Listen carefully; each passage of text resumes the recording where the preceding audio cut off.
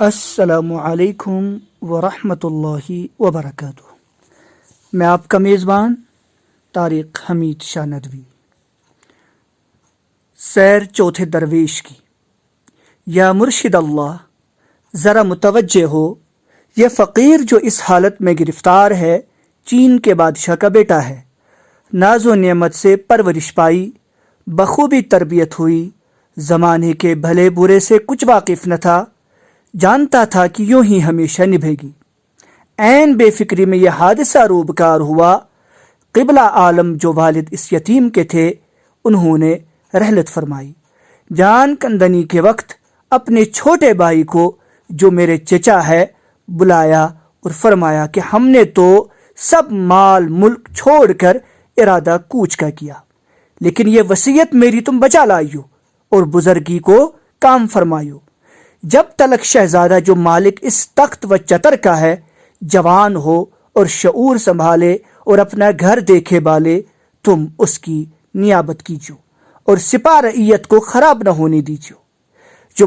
جب وہ بالغ ہو اس کو سب کچھ سمجھا بجھا کر تخت حوالے کرنا، اور روشن اختر جو تمہاری بیٹی ہے کہ اس سے شادی کر کے تم سلطنت سے کنارہ پکڑنا۔ اس سلوک سے بادشاہت ہمارے خاندان میں قائم رہے گی، کچھ خلل نہ آئے گا۔ یہ کہہ کر آپ تو جان بحق تسلیم ہوئے۔ چچا بادشاہ ہوا اور بندوبست ملک کا کرنے لگا۔ مجھے حکم کیا کہ زنانے محل میں رہا کرے، جب تک جوان نہ ہو باہر نہ نکلے۔ یہ فقیر 14 برس کی عمر تک بیگمات اور خواصوں میں پلا کیا اور کھیلا کودا۔ چچا کی بیٹی سے شادی کی خبر سن کر شاد تھا اور اس امید پر بے فکر رہتا اور دل میں کہتا کہ اب کوئی دن میں بادشاہت بھی ہاتھ لگے گی اور قد خدائی بھی ہوگی۔ دنیا بامید قائم ہے۔ ایک حبشی مبارک نام کے والد مرحوم کی خدمت میں تربیت ہوئی تھی اور اس کا بڑا اعتبار تھا اور صاحب شعور اور نمک حلال تھا۔ میں اکثر اس کے نزدیک جا بیٹھتا، وہ بھی مجھے بہت پیار کرتا اور میری جوانی دیکھ کر خوش ہوتا اور کہتا کہ الحمدللہ اے شہزادے، اب تم جوان ہوئے، انشاءاللہ تعالی ان قریب تمہارا عمو ذل سبحانی کی نصیحت پر عمل کرے گا، اپنی بیٹی اور تمہارے والد کا تخت تمہیں دے گا۔ ایک روز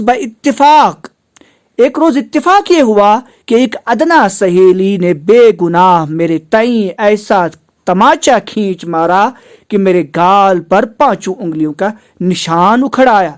میں روتا ہوا مبارک کے پاس گیا، اس نے مجھے گلے لگا لیا اور آنسو آستین سے پوچھے اور کہا، چلو آج تمہیں بادشاہ کے پاس لے چلوں، شاید دیکھ کر مہربان ہو اور لائق سمجھ کر تمہارا حق تمہیں دے۔ اسی وقت چچا کے حضور میں لے گیا۔ چچا نے دربار میں نہایت شفقت کی اور پوچھا کہ کیوں دلگیر ہو، آج یہاں کیوں کر آئے ہو؟ مبارک بولا کہ کچھ عرض کرنے آئے ہیں۔ یہ سن کر خود بخود کہنے لگا کہ اب میاں کا بیاہ کر دیتے ہیں۔ مبارک نے کہا، بہت مبارک ہے۔ وہیں نجومی اور رمالوں کو روبرو طلب کیا اور اوپری دل سے پوچھا کہ اس سال کون سا مہینہ اور کون سا دن اور گھڑی مہورت مبارک ہے کہ سر انجام شادی کا کروں؟ انہوں نے مرضی پا کر گن گنا کر عرض کی کہ قبلہ عالم، یہ برس سارا نحس ہے، کسی چاند میں کوئی تاریخ ساد نہیں ٹھہرتی۔ اگر یہ سال تمام بخیر و عافیت کٹے تو آئندہ کار خیر کے لیے بہتر ہے۔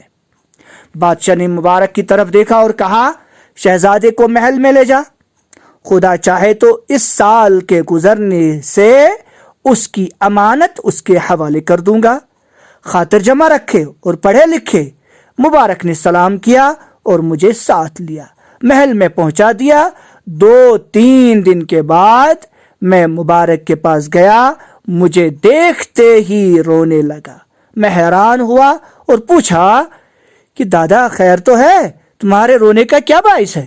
تب وہ خیر خواہ کہ مجھے دل و جان سے چاہتا تھا۔ بولا کہ میں اس روز تمہیں اس ظالم کے پاس لے گیا، کاش کہ اگر یہ جانتا تو نہ لے جاتا۔ میں نے گھبرا کر کہا میرے جانے میں کیا ایسی قباحت ہوئی، کہو تو صحیح۔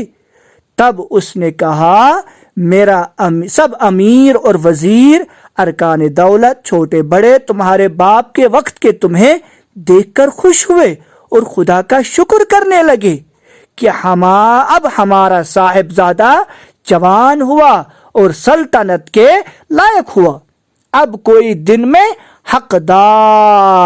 حقدار کو ملے گا، تب ہماری قدردانی کرے گا، خانہ زاد موریسیوں کی قدر سمجھے گا۔ یہ خبر اس بے ایمان کو پہنچی، اس کی چھاتی پہ سانپ پھر گیا۔ مجھے خلوت میں بلا کر کہا اے مبارک، اب ایسا کام کر کہ شہزادے کو کسی فریب سے مار ڈال اور اس کا خطرہ میرے جی سے نکال، جو میری خاطر جمع ہو۔ تب سے میں بے حواس ہو رہا ہوں کہ تیرا چچا تیری جان کا دشمن ہوا۔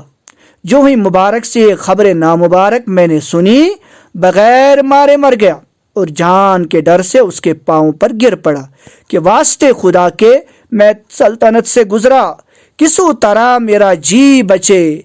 اس غلام با وفا نے میرا سر اٹھا کر چھاتی سے لگا لیا اور جواب دیا کہ کچھ خطرہ نہیں، ایک تدبیر مجھے سوجی ہے، اگر راست آئی تو کچھ پرواہ نہیں، زندگی ہے تو سب کچھ ہے، اغلب ہے کہ اس فکر سے تیری جان بھی بچے اور اپنے مطلب سے کامیاب ہو۔ یہ بھروسہ دے کر مجھے ساتھ لے کر اس جگہ جہاں بادشاہ مغفور یعنی والد اس فقیر کے سوتے بیٹھتے تھے گیا اور بہت خاطر جمع کی۔ وہاں ایک کرسی بچھی تھی، ایک طرف مجھے کہا اور ایک طرف آپ پکڑ کر صندلی کو سرکایا اور کرسی کے تلے کا فرش اٹھایا اور زمین کو کھودنے لگا۔ ایک بار کی ایک کھڑکی نمودار ہوئی کہ زنجیر اور قفل اس میں لگا ہے۔ مجھے بلایا، میں اپنے دل میں مقرر یہ سمجھا کہ میرے ذبح کرنے اور گاڑ دینے کو یہ گڑھا اس نے کھودا ہے۔ موت آنکھوں کے آگے پھر گئی، لاچار چپکے کلمہ پڑھتا ہوا نزدیک گیا۔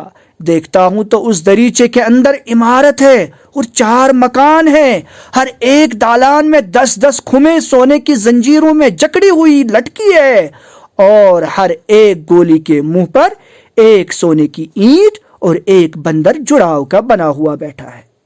39 گولیاں 4 مکانوں میں گنی اور ایک کھم کو دیکھا کہ منہ اشرفیاں بری ہے، اس پر نہ میمون ہے نہ خشت ہے، اور ایک حوض جواہر سے لبالب بھرا ہوا دیکھا۔ میں نے مبارک سے پوچھا کہ اے دادا، یہ کیا طلسم ہے، کس کا مکان ہے اور کس کام کے ہیں؟ بولا کہ یہ بوزینے جو تم دیکھتے ہو، ان کا ماجرا ہے کہ تمہارے باپ نے جوانی کے وقت سے ملک صادق جو بادشاہ جنوں کا ہے، اس کے ساتھ دوستی اور آمد و رفت پیدا کی تھی، چنانچہ ہر سال میں ایک دفعہ کئی طرح کی تحفہ، خوشبوئیں اور اس ملک کی سوغاتیں لے جاتے اور 1 مہینے کے قریب اس کی خدمت میں رہتے۔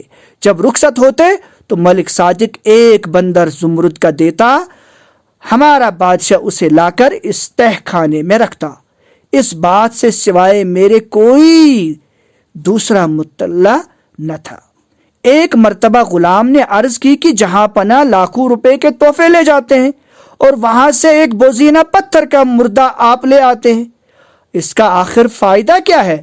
جواب میری اس بات کا مسکرا کر فرمایا، خبردار کہیں ظاہر نہ کیجیو، خبر شرط ہے، یہ ایک میمون بے جان جو تو دیکھتا ہے، ہر ایک کے 1000 دیو زبردست تابع اور فرما بردار ہے، لیکن جب تلک میرے پاس 40 بندر پورے جمع نہ ہوئے تب تک یہ سب نکمے ہیں، کچھ کام نہ آویں گے۔